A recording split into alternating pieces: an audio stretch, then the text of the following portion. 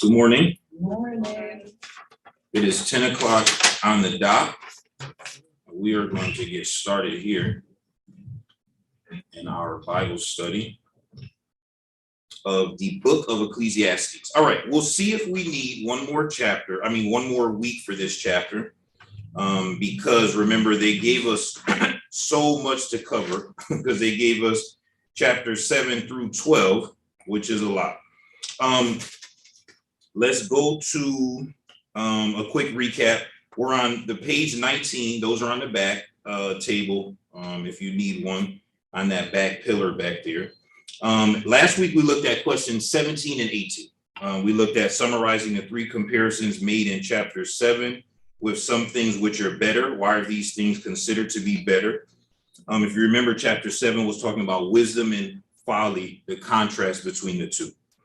Then we looked at question 18 of what value is wisdom. That was verses 11 through 12 of chapter 7. Then we looked at verses 13 through 14. Why is complete understanding beyond man's reach? So that's what we looked at last week. Today we're going to start at question 19. Summarize the findings of the author's search for wisdom. We're going to read Ecclesiastes 7, 27 through 29. Ecclesiastes 7, 27 through 29. And that is going to kick us off. So let's start there. Ecclesiastes 7, 27 through 29. Here is what I have found, says the preacher, right? This is the author, this is Solomon. Adding one thing to the other to find out the reason, which my soul still seeks, but I cannot find. One man among 1,000 I have found, but a woman among all these I have not found. Truly, this only I have found. Here's the conclusion, that God made man upright, but they, mankind, have sought out many schemes, right? Truly, this only I have found. This is the truth that I have found as the author, that God has made man upright. God made man in his image good. But they, mankind, have sought out many schemes, if you're looking at the New King James Version. All right, question 19. Summarize the findings of the author's search for wisdom, right? Now, he's looking amongst himself, and in this section here, he's looking among mankind, right? So he's looking at men, he's looking at women, he's looking at the comings, the goings, he's looking at the good, the bad, the righteous, the unrighteous, right? And he's searching for this wisdom and he's comparing it to foolishness, right? This old English is folly, right? You may or may not speak that way, really foolishness, right? So he's comparing it between wisdom and foolishness. And last week we spent the bulk of the class looking at that, and we ended with the strength of wisdom. Verse 19, wisdom strengthens the wise more than 10 rulers of the city. If you remember, we looked at that. For there is not a just man on earth who does good and does not sin. Then remember, we compared and contrast that with Romans, for all have fallen short of the glory of God, right? So Solomon is saying, here's a truth that he found, right? A universal law, that wisdom gives strength to the wise. Okay, similar word choice there, so that doesn't seem illogical. But then he makes a compare and contrast point that wisdom strengthens the wise more than 10 rulers of the city. Remember last week we talked about the difference between spiritual laws and natural laws, and spiritual truths and natural truths. And that's kind of where we are with that comparison. But verse 20, we didn't spend a lot of time in, and this is the bridge for last week to this week's class. There is not a just man on earth who does good and does not sin, right? So now we have a standard. All of mankind is put into the same bucket. In verse 29, he comes back to that point, right? That God made mankind upright. That's in the same bucket, the same standard, no matter how good or bad people act in word, action, thought, or deed. God made them a certain way. Think of a baby, right? One thing is, especially if you are feeling down and out, nowadays it may be a little bit difficult because of the pandemic. But if you are feeling down and out, right, there's really two physical places you can go to maybe lift your spirits, right? Here where we live at, one is Seaside Beach. Go look at the sunrise, right? Because when you see the sun rising and how nature reacts, sometimes it puts your mind in a different frame of mind, right? That you can do even outside the pandemic. The other thing to do is go to Bridgeport Hospital, St. Vincent Hospital, and go to the newborn area, because through the glass, you can see all the babies, right? The baby don't have to belong to you. When you see them, it will remind you of two things: how fragile life is, but also how precious life is, right? Because the babies are just innocently laying there, right? They're just there. So you see them, right? They're all in a row and they're all wrapped up and they're all different shapes and shades and colors and different genders, but they all are either sleeping or crying. And even in the crying, you'll still recognize the preciousness and the innocence, right? That's first half of 29. Because when you look at people, it's going to be hard to remember the innocence of humanity with adults and teenagers and adolescents and things like that. Because at that point, once we're past that infancy stage, we start to act out. That's the second half of verse 29. But it's always good to remember the start, because the start will help you with the ending, right? Any great writing, right? Because even movies come from a writing standpoint. Any great writing is that way. Public speaking is that way, right? You have to start a certain way. Usually they tell you when you do public speaking, you need to give your thesis or your main point at the beginning, so the whole speech, we can follow along with what you're talking about, right? Life is that way. At the beginning, look how innocent and precious. Don't lose sight of that because of how bad people have been to you throughout your life, right? That's why I said that's open. As long as there's no restriction because of the pandemic, you can literally go into the hospital, go to elevator, go up to that floor, and you look through the glass and remind yourself of how innocent life is, right? Because as adults, it's hard to remember that. Remind yourself how precious creation is, right? In 52 weeks, try to catch a sunrise. Remind yourself, right, that the earth rises and sets. I don't mean physically the world. I'm talking about its inhabitants, right? Nature rests and nature wakes up. Seasons are a great way of that, right? You look at the fall, then look at the spring, right? Look how excited spring is to nature, right? Those two things will help, because Solomon is living his life as observant. And I don't know how much time we have to observe life. See, most of the time we're busy. That's why some years ago, I made a conscious decision to see sunrises, right? Because like, that means I have to wake up and go outside to see the sunrise, right? So when I'm fortunate enough to go to Utah, which of all the places I've been in Earth, Utah is my favorite, because when in Utah and I go outside, most of the time I'm in tears because I feel creation way more than here. Because when you're standing there, Utah look like Mars almost. Like it don't look anything like Earth, and you don't see any evidence of mankind. Like when I don't see power lines, I don't see cars. If something happened to me there, you all never will find me, because there's no anything. Even the road in some places are just dirt roads. So when you just sit there 4 or 5 in the morning, and all of a sudden, and you could see far, and you see the sun literally chasing the darkness away. How many Bible verses you can think of that way? See, so try to take some time. Sunsets are that way too. When all the colors, if you go to St. Mary's by the Sea, and the whole sky look like somebody is painting. Solomon is observing in this book. And I don't know how often we take time to observe. That's what I'm trying to say. Don't be too busy that you don't have time to observe, right? Like if you have some time, go to different places, right? And observe. You can go to, if it's not because of COVID protocol, you can go to elderly facilities, right? And observe. They'll be happy to meet with you, right? Some of those patients haven't had visitors in a long time. Observe, notice if in one day you can go to see the newborns at the hospital, and in the same day you can go to an elderly facility, that day would put your day into perspective, see? Because you're seeing both. You're seeing the beginning and the end. And when you left them two experiences in one day, much like Solomon, now you would be reflecting, right?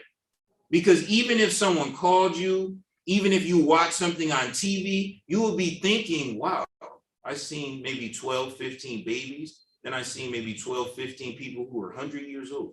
Wow, look at what is life? See, that's what Solomon is doing. Solomon is analyzing what is life. But when you are focused on your individual life, like a racehorse has the blinders here and here, because the racehorse, you're not supposed to see the horses next to you or the horses get distracted.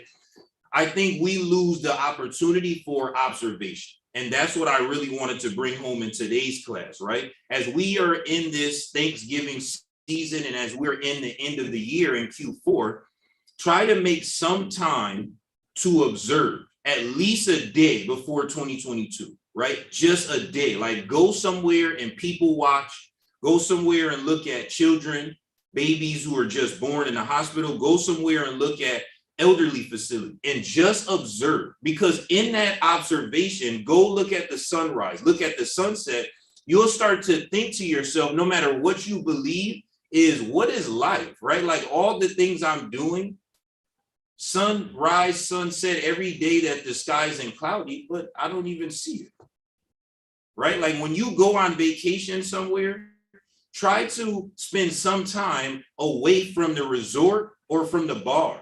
They got bars here. What is the point of going to another country to go to a bar? Try to see creation and think to yourself, wow, every day I just in front of a computer. All I see is man-made things. But the earth, right? Like I've never seen this kind of fruit. I've never seen this kind of animal. I never really, even some cloud formations I see, I look outside and say, oh, I've never even seen clouds like that. But clouds in the sky every day. But I'm so focused on my individual life. Solomon is saying, take a step back. Just spend some time observing. Look at the beginning of life, look at the end of life, and think to yourself, what is the purpose of what you are doing? And when you look at birth and death, right? You can go, funeral homes are open. You can go to, when you see cars pulled in there, walk in there. They let you walk in there and look at people mourning and think to yourself, yeah, wait a minute. Like this, whatever I'm doing, I'm not really thinking about funeral, right? Because remember, racehorse, the whole purpose of the blinders is if the racehorses start looking to the left or right, they'll crash into each other. So the rider, the jockey needs them to focus. Life has put those blinders on you, which in a lot of ways effectively allow you to get through your day, right? Because if you took those off, if you did what I'm saying daily, you never get anything done. That's why I'm not telling you to do this every single day. But sometime when the race is over, we have to take the blinders off the horse, right? The horse can't live like that. I don't think we ever take those blinders off. That's what I'm saying.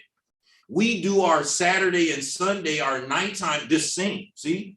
But take those off and look at the beginning and ending of life. Look at creation, right? Go somewhere go to Seaside Park in the winter versus in the summer and notice the difference of creation, not the people, right? Just the earth, and say, oh, wow, I never thought, how is it possible a tree? Because just a few months ago, right, tree was flourishing outside. And then I just blinked and now it's Thanksgiving and the tree dead, but it's not really dead. Like, I never think about that, right? Like, where was all the birds? Remember the birds annoying you? Spring into summer, you can't even sleep in. Saturday, you can't sleep in. But where are the birds? Birds say you can sleep all you want because we're out of here. And then when the leaves fall, you ever notice, wow, look at that big old nest. I didn't even know it was a nest in there. Sometimes I see a nest that's huge. I'm like, a human had to make that. There's no way a bird with no hands was able to make this big old structure. But I have to stop my life to observe that. Solomon is saying when he observes, now we're going to get to his point. When he started looking at things like that, what he noticed was, wait a minute, I see that every person, male or female, they're doing wrong, but they didn't start out that way. right? Like that's the thing, right? I see people doing wrong, but he noticed again as the babies, they didn't start out that way. It looked like in verse 29 of chapter 7, they were seeking out their own schemes. Now, really quick, we don't want to spend a lot of time here, but let's turn to James, because this is a biblical principle, whether New Testament or Old Testament.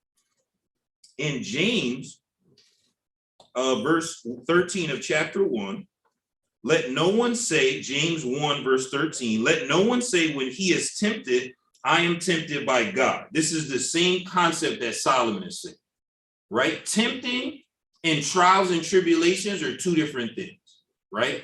Tempting is you like ice cream, and I find out the exact kind of ice cream, but the brand, because brand matter with food. I don't know about you. Like I need Coca-Cola. I'm all set on cola, right? Like I'm good on cola. I was looking for a red can. See, like I'm looking for cinnamon toast crunch. I'm all good with cinnamon crunchies. I'm looking for a logo. See, so if I had what you like and I didn't say nothing, I just put it on this table, other people would see that and be like, oh, I like Frosted Flakes, so I don't know why he put cinnamon toast crunch.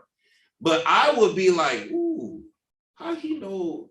So the whole class, I would be distracted, where the rest of you won't be distracted because that's not your temptation. See what I'm saying? A trial and tribulation is different, right? The pandemic is a trial and tribulation that all of us are going through. Some people respond to it different, right? So bad news for health is a trial or tribulation. A temptation is something that you struggle with, right? Each person struggles with different things. So think of it that way. James is saying, when you get tempted with your thing, right? Don't feel like God put that on the table, verse 13, for God cannot be tempted in evil, nor does he himself tempt anyone. Let's analyze that for a second. Now we're getting to God's personality, right? Each and every one of us have a personality, right? The things that are about my personality are natural to me. The things that are not my personality, that may be your personality, are unfamiliar to me. I don't experience them until I see you do them. See what we're saying? He's saying, here's how God works in two ways specifically. First of all, let's start at the end. He doesn't tempt people, right? He wouldn't know Ellis likes cinnamon toast crunch and purposely put it on the table because, let's go to the beginning, he can't be tempted by evil. So like when you're not, think of it as the food example, right? When certain things don't bother you, there's no way in your mind you would think to bother other people with those things. See, we're the same way. Like, so let's make food analogy. For me personally, I've never been big on snacks. Like I never eat snacks. I don't eat chips, candy. I eat lunch and dinner time, right? I don't eat any, if it's not, sometimes I don't eat lunch. I don't think about chips. I don't think about it. If it's food time, I'm eating. So I never would think in my mind, if somebody told me, hey, Ellis, I'm trying to lose weight, I wouldn't even as a joke try to tempt them with snacks because I don't think about snacks. See what I'm saying? It don't even enter my mind. But if I'm thinking about snacks and I know you trying to lose weight, what do most of us do? Because misery loves company. Now I crack open, not just any bag, right? Your bag. Because I think to myself, even if I don't say it, man, if you get in shape, then only I'll be the only one not in shape. I don't want to work out. So instead of me being motivated by what you're doing, what do we do most of the time? And how hard is it for you now to focus? See, God is saying, yeah, see how y'all act like that? God is like, I don't act that way, right? Because I don't operate that way. So why would I hurt you that way? See, that's what James is saying. So first we have to understand God's personality. Then verse 14. Now we're back to each and every one of us. Each one is tempted when he is drawn away by his own desires and enticed. Now, once I put that box of cereal up there, I'm saying, hey, I'm distracted. So now I want everyone else distracted. Well, maybe someone else in here like that same cinnamon toast crunch. Now you're sitting there thinking, why did Ellis put that box there? Now I can't even focus on anything because I'm thinking about the box. Now he says, here's the process of when your mind shifts off of whatever you were focusing on to that box. You get drawn because that's your desire. Remember, the other people in the room, if we put them in a lie detector test and said, did you care about the box? Other people say, no, that's not my desire. I don't eat cereal and that's not my brand. So I thought it was weird he put cereal there. I thought he'd explain it later in class, but my mind went back to class. For the person that says no, almost like it physically pulled, and addiction works this way. I can't even see Ellis anymore because I keep looking at the box, see? And it pulls me. Some would say, how? You in your seat, but you don't understand. Like it's almost like the box hopped up off the table and walked like a cartoon back to my row and sat right next to me. That's how close it is. He said in verse 15, when desire is conceived, right? Because now I want it so bad, conceived means now I'm able to have it, right? Now it went from my mind and it somehow moved my hand and my feet. Then I got up, people thought I was going to the bathroom and I kept going, they think, I wonder what they're going, maybe he's going to get something to drink. Then they say, oh goodness, he touching the box, verse 15. Then it gives birth to sin. See, because what happens is once I desire that, and then I have that, there's no pulling that back, right? And sin, when it's fully grown, give birth to death because Romans says the wages of sin is death. So what's the process again? I'm pulled away by my desires, right? The things that I desire may not be what you desire, right? We always have to remember that. We all don't struggle with the same things. For temptation, we may all struggle with the same trial or tribulation. See, if you get a health scare, we all will struggle with that, right? That's not unique to you. Something that you are tempted with may be unique to you or some other set of humanity, right? Now, if you indulge in that desire, that's the Bible is saying sin. I think we need to pause to analyze this. When you like something, like I like Cinnamon Toast Crunch, even if my doctor said, Ellis, you can't eat that anymore, we have to be clear. I will never not like that. See, I may never eat that. I don't think we analyze that enough. See, once I like something and you can think of any sin, it doesn't matter how much church I go to, I'll never not like that. See, it's just that I don't indulge in that. See the difference? Like, how can I stop liking Cinnamon Toast Crunch? Well, like Raisin Bran. Well, I don't like Raisin Bran. I actually like Raisin Bran. But you're going to be like, I mean, Wheat Thins. I don't like them Wheat Thins. People say, but it got frosted on one side. I'll be like, no, because when it get wet, it almost tastes like you ever see the straw kind of mulch outside? That's what them Wheat Thins taste like to me. I'll be like, I'd rather not eat cereal. And someone say, you rather be hungry than eat these Wheat Thins? Me, I say, yep. I'd rather, if you have Cinnamon Toast Crunch, no. Fruity Pebbles, Captain Crunch, Frosted Flakes, no. Raisin Bran Crunch, no. You know what I'll say? Oh, I'm fine. You say, hey, brother, you hungry? No, I literally be like, no, I'll wait till lunch. I'll eat next time because I don't like personally eating that if it's not what I like. See? So someone gonna say, you like them cereals that much, you won't even eat any cereal? Me? Yes. But take away food and think about some of the things you struggle with. It's not that you struggle with every single thing in the world, right? You just struggle with whatever you like. So someone's going to say, so just because you can't have what you like, don't you want to do something else I want to do? You'd be like, no, that's stupid. Why would I do that? I don't even see how you struggle with that. Even some people treat certain kind of alcohol and drugs that way. Right? Just because I'm addicted to one drug don't mean I want to do all kind of drugs, right? Some people be like, hey, man, you got to chill out. And I think you was doing drugs last night. Well, yeah, I was doing drug A. You trying to do drug B through Z. Right? Some people like, that's too much for me. So when you struggle with that thing, let's always be honest with ourselves. This isn't about judging someone else. That desire is always in you. Now you can work on not acting on that desire, but go back to God. God is like, see, that's why I don't tempt people because I don't have those kind of desires. So why would I purposely tempt you? I don't even think about those things that way, right? So that's what we're getting from this. Okay, next part. Verse 16, do not be deceived. Now he's coming back to God. We did God, we did mankind. Now we're going back to God. Verse 17 now. Every good gift and every perfect gift is from above and comes down from the Father of lights. Now we're getting a visual imagery. So God is light, and in him there's no variation or shadow of darkness. This should help better than sin and temptation, because a light is a light. If there's no variation or shadow of darkness, how could a light tempt with darkness? Because it's not a part of the light's DNA. See, I'm just light. Where would I even get darkness from to tempt you? I'm light. Remember I said about the sunrise, it literally looks like when you can see far, like on a plane or from a mountain, it looks like the sun is chasing the darkness away. So how could the sun tempt the day with darkness?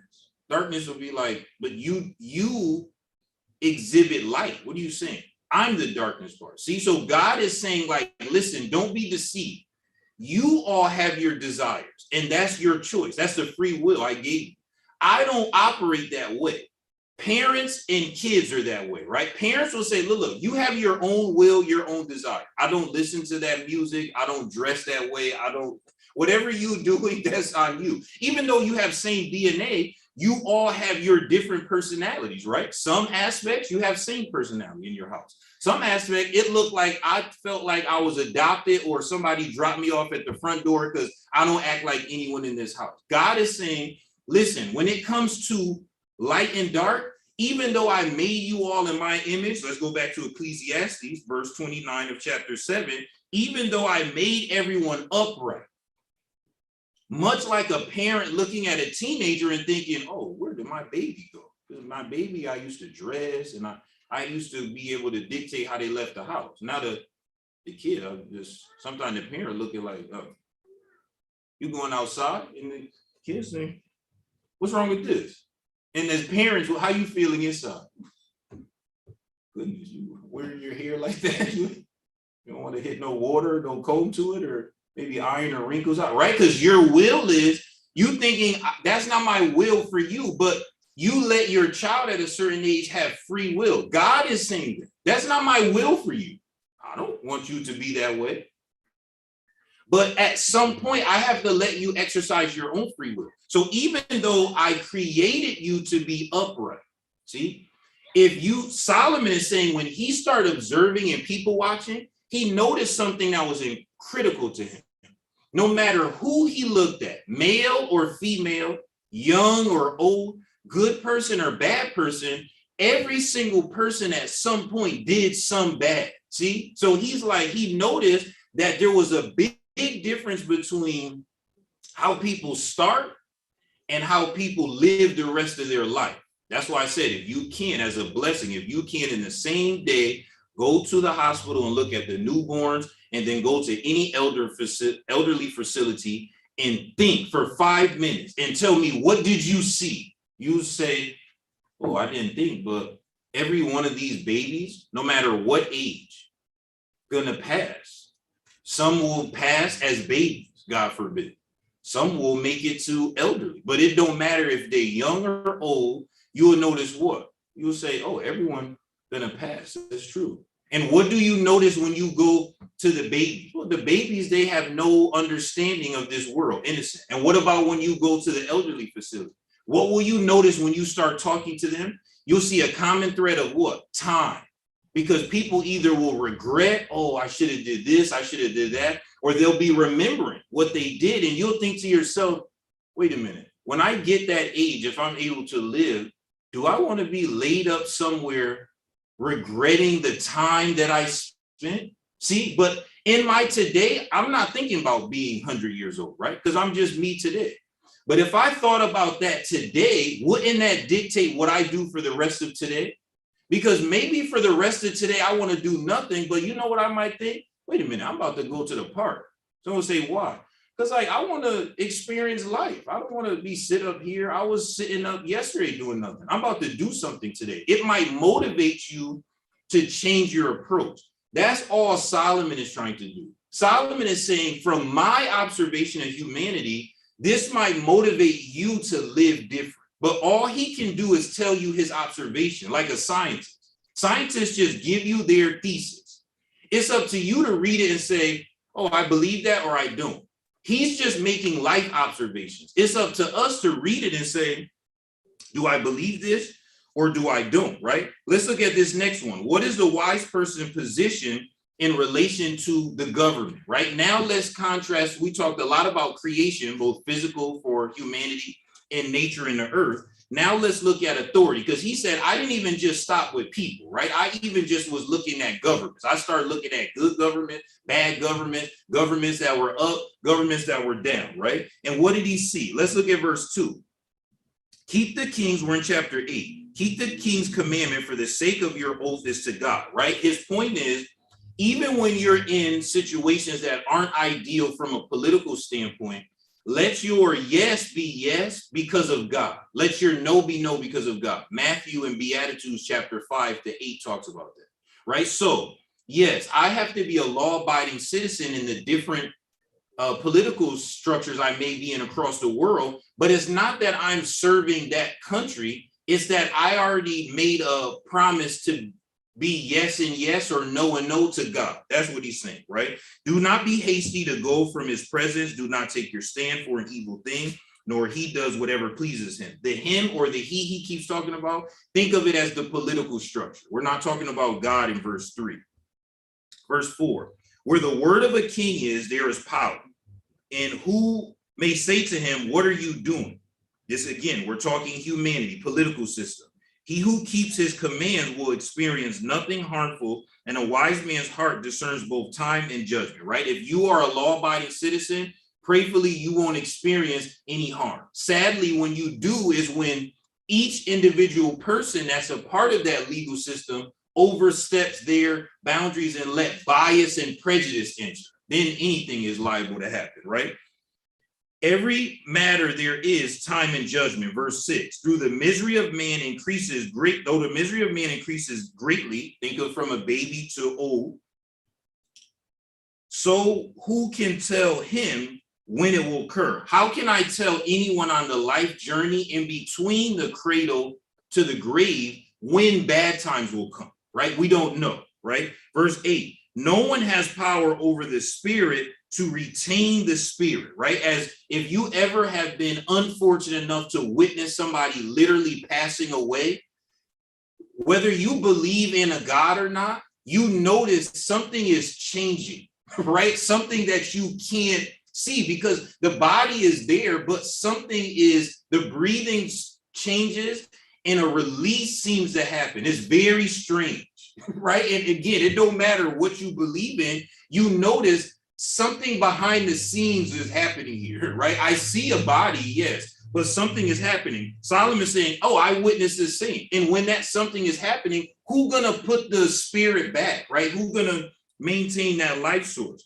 No one has power in the day of death. There is no discharge in that war. And wickedness will not deliver those who are given to it, right? So he's talking about what is our positioning here? Okay, let's make sure our yeses are yes, our no are no. If I go to another country, I need to focus on those local laws. Why? Practically. There's a great show I used to watch, Locked Up Abroad. That's why. Because if you break the law in another country, you say, hey, I'm from America. Guess what they're gonna say? So what? What that mean to me? No, they're not guilty of this because in America we could do this. And what would they tell you? What? You're not in America. So you go to jail. And I done seen that show. Sometimes people be locked up for decades and they say what? In tears. I didn't know this was against the law. But whose responsibility it was to find out what the local law was? You, because you're the visitor. So Solomon is saying here's some practical advice. Don't be like that.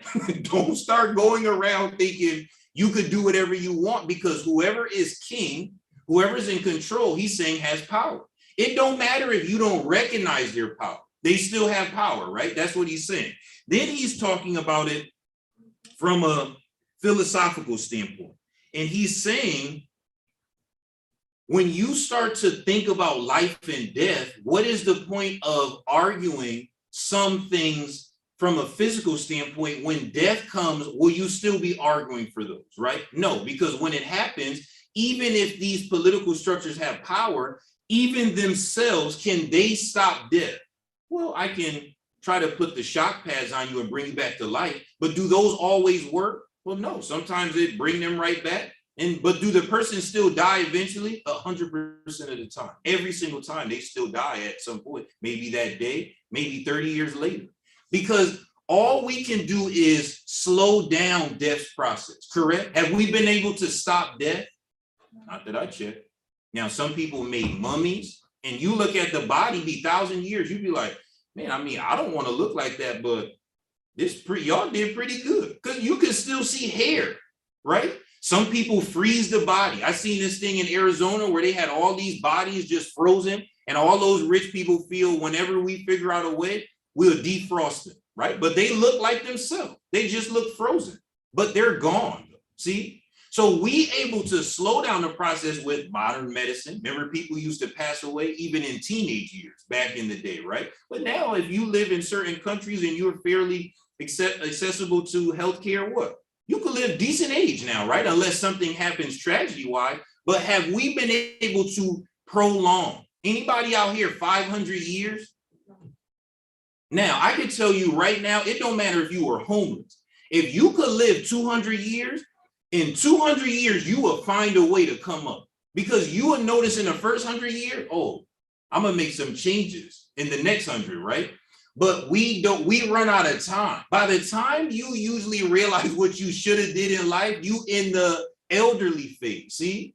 Now, if you could live another 100 years, you'd be successful in any aspect of success in your mind, right? If you as a parent, by the time you get old, say, oh, goodness, y'all done messed up raising these kids so much, and you could start over, you raise some perfect kids because you have a whole lifetime of experience. But do life work that way? Unfortunately, no. So he's saying, again, remember, he's talking to humanity, not people who believe or don't believe in God. His point is, isn't it true that no matter what you believe in, you have no control to stop the death process? That's why, remember I said every week, we'll try to read this. Go to chapter 12 really quick. The end of this chapter, Ecclesiastes 12. That's why. Remember, the thesis is everything is vanity or worthless or meaningless because of this principle. You all have to die and we can't stop that. See? So his point is the things that you coming and doing every day don't matter because we can't stop this, no matter what you believe in. So he comes to a conclusion in chapter 12, see? That in the first one, remember your creator in the days of your youth, verse 1, see? This is a conclusion. He's saying because when you get old and he starts describing, and anyone old will start laughing and say, oh, I know what he's talking about. He's talking about the body. Young people reading this and saying, what are you talking about? Chords and clouds? And what about verse 3? When the grinders cease because they are few. What do that mean? Well, that your teeth. Oh, goodness, I don't want to lose my teeth. I always say when I lose my teeth, I might put gold teeth in there. I need teeth, right? Then I say, maybe I'll put some gold teeth in there. My grandfather used to have a gold tooth. But older people know what? Well, you brush your teeth, right? But will it stop it from falling out? No. And he's saying because all these things will happen to you, if you remember God at a young age, when you get older, he's saying what will happen? You won't forget.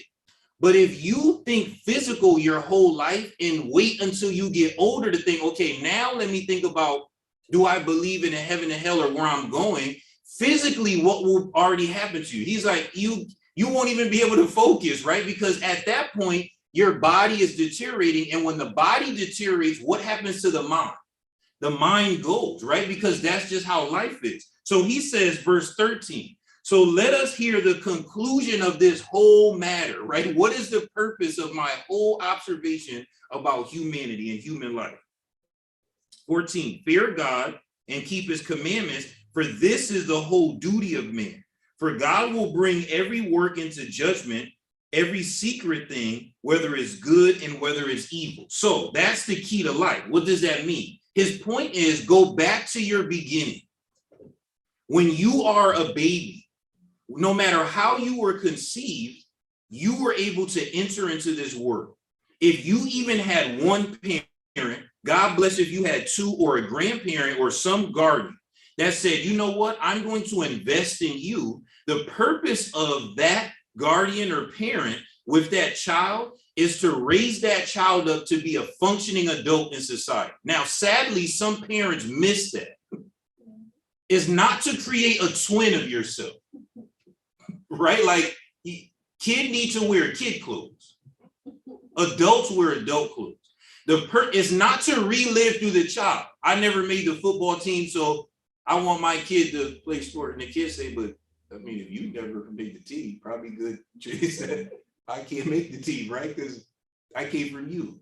It's to present that child with the ability over 18 plus years to function without you as the parent, right? Look at Animal Kingdom, right? When I watch, sometimes I'll be like, oh, no, don't let the little lion feed him.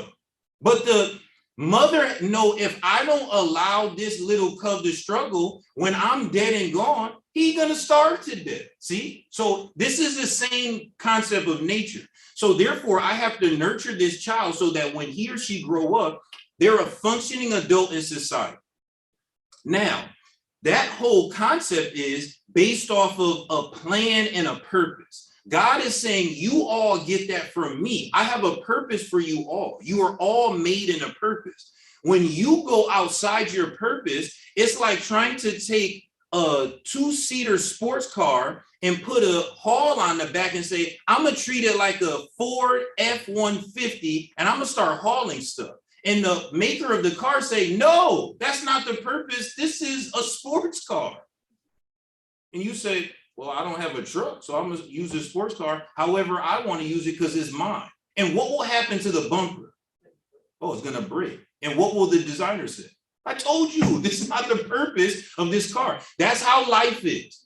People be like, this is my own will. I'm going to do what I want to do. And what happens when your bumper fall off? That's not your purpose. Don't parents tell kids that all the time? Kids be like, it's not fair. All the other kids get to do. And what do you say? Well, these other kids, that's not for you. It's okay as a parent to tell kids sometimes, that's not for you, sweetheart. That's not for you physically. That's not for you emotionally. Explain to them. Everything is not for everyone. So God is like, that's the same thing I'm saying. When you focus on your purpose from a baby, if I could get that child at Bridgeport Hospital or St. Vincent to live to his or her purpose every single day, of all the children born today, that child more times than not will be living elevated because their focus would be on their purpose. Sometimes Solomon is saying that child gonna fall short because we all do.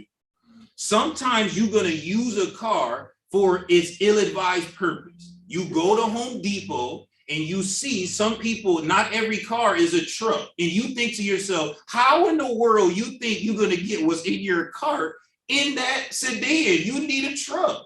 But sometimes people strap it over the top or drive and holding it, and they do make it home. But is that advised to live that way every day with that car? No, right? Sometimes you do something and you wake up in the driveway and you think, oh God, I don't know how I made it home, but think, let me not do that again. Solomon is admitting that, yes, people act that way, but if the majority of people focus on the beginning and the end, and every day work towards a purpose, the majority of your time would be blessed because that is your duty. Something that was created has a purpose. See, the car's purpose, right? If I have a Sprinter van or a cargo van, that's its purpose, right? I can try to put rims on it. I could paint it. And people are going to say, that's a nice van, but it's still a van. It seems like I can make the doors go up. What will somebody say? It kind of seems like you want a coupe, right? Well, yeah, I want a coupe, but I just have a van. Well, then you make this a van. No, I know it's a van, but like I want it to look like a coupe. What would you tell me? Oh, brother, you sleepy. It's not possible. This is a van. You need a coupe. Well, I don't have a coupe. Then you have to have a van. No, I want a coupe though. Then we going in circles. But don't we act that way? Some of us physically not built for the things we desire. And somebody say, but that's not, brother, that's not for you. You're too tall. You say, well, no, I want to wear clothes like this. You say, brother, you don't look at yourself in the mirror. I can see your calf muscle, your pants too short. And I say, no, all the other guys wearing their clothes, and you say what? But them guys are different body shape than you. See what I'm saying? Solomon is talking to us that way. Analyze those things in your life, but keep in mind purpose. Now you have to wrestle with it as the hearer. Wait, do I believe I have a purpose? Right? Because physical things have a purpose. Cars have a purpose. Food have a purpose. The day has a purpose. Days in the wintertime have a different purpose than days in the springtime, right? Everything in life have a purpose. Even atheists would be like, look at things flow in a pattern. Pattern means purpose. Right? If I have a left sleeve and a right sleeve, and I put the right sleeve on the left, someone say that's not his purpose because there was a pattern. So then why do I feel like me as a human being, I don't have a purpose? Animals have purposes, right? When you have an animal and you buy a pet, you don't think daily about, oh, how sad will I be when this pet passed, right? But the breeder will tell you, hey, this pet, some pets live 5 years, some pets live 10 years, right? Some type of tortoises live 100 years. So you go into it knowing what? Oh, well, I mean, the pet is there, but at some point, unfortunately, because of life, the pet is going to expire. Some animals have purposes, right? Some animals we can use to haul things. Some we can't. Can we use a cat to haul something?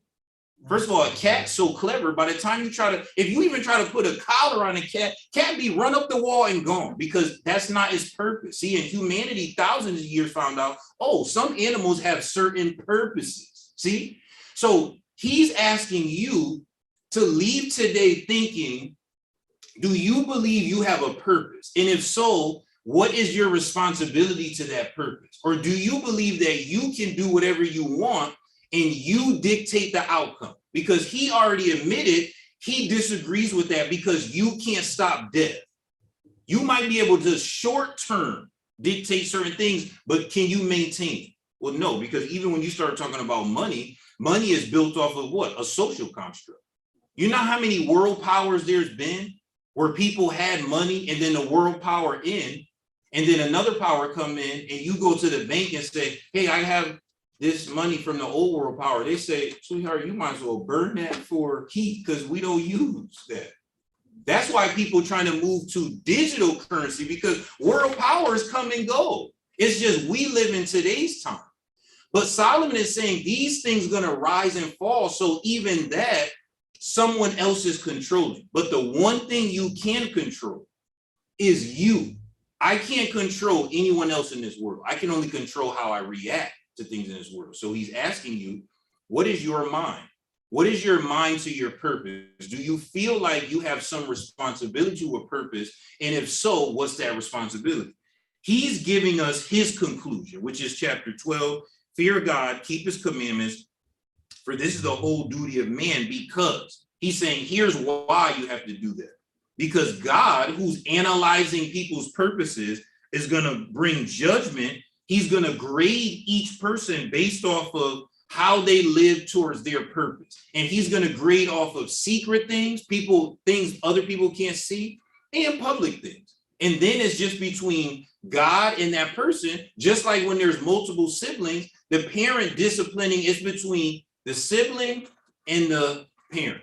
And if the other siblings step in, what happens? Well, sometimes you end up getting a spanking too, or you get time out. You think, oh, man, I'm never doing that again. I got in trouble because of you. God is like, I'm able to interact with each person individually.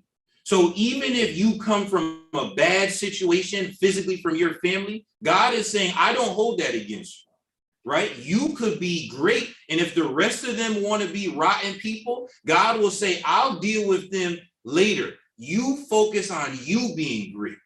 See, sometimes we elevate past our last name. God is saying, just focus on you being the best version of you. Don't think about your race, your gender, your last name, your DNA, or where you live, because the rest of your surroundings may be focused on negativity. But if you're focused on positivity, he's saying, look at the life you would live. It will be better. All right, next week, let's just spend a little bit of time on chapter 9. We looked at question 19. We looked at question 20. List 2 points that a wise person must realize with regards to the work of God. We talked about that, but we'll look at 9 through 11. So we'll look at 9 through 11.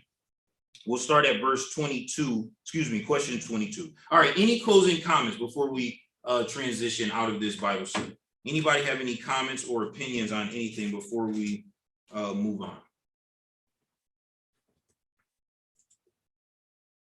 Yes, go ahead. Yes, so I'm happy that you break down the scripture because a lot of us tend to blame somebody else for everything I do. Yeah. So it's your fault that I sinned. It's your fault that I was enticed. Just like you were talking about the Stephen and all that stuff. Mm-hmm. It's your fault. So basically, I'm not going to take responsibility for anything I do because it's your fault. Mm-hmm. So what that scripture is basically telling us that you are the one who chose to do what you do. And as you explain the whole process, it's a whole process. It doesn't just happen immediately. Mm-hmm. You don't just get up and just do something. It started from the mind. Mm-hmm. And then from the mind, it manifested itself, then it matured, and then all of a sudden you're doing it. So what I'm saying is that people tend to don't take responsibility because they think the whole world owes them a favor. Yeah. And it's everybody else's fault by they do what they do, like they have no control over what they do. Mm-hmm. But what that scripture is basically saying that you have full control of your faculties, and you could actually choose from the time that it started, the temptation started. You could choose to get rid of that temptation if you wanted to, right? But then when you get to the sinning part, then all of a sudden, woe is me, and oh my God, how did this happen? You know how this happened. Yep. You knew how it started. And think about how much control you have. You ever seen people, even like whether you're incarcerated willfully or political prisoner, they go on a hunger strike?